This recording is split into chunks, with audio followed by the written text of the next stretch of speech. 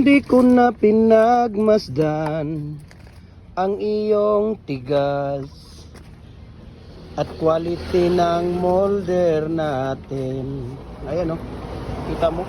Ayan oh, grabe, 4 kaagad oh. Wow, simply amazing. Diba? Grabe, ang bilis lang. Sa mga ganitong klaseng molder at gawa ng fence concrete post natin, mag-iisip pa ba kayo ng quality? Di ba? Ayan oh, tingnan ninyo yung mga nagawa, di ba? Kayo na mismo ang magdi-decide, di ba?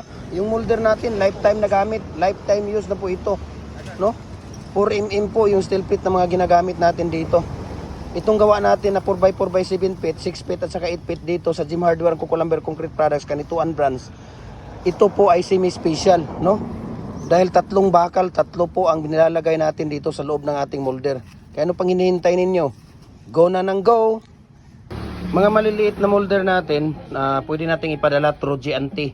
Ayan, mayroon tayong mga double dyan, 3.5, double, single, number size nga standard. Mayroon tayong lower blocks na number 6, decorative molders natin, mga bricks concrete post molder natin.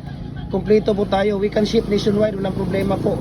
Kahit sa ibang bansa, nagpapadala tayo doon dahil gusto-gusto ng mga ibang lahi yung mga molder natin. Message nyo ako, share ko sa inyo ang price list at saka shipping details. God bless po at mabuhay tayong lahat.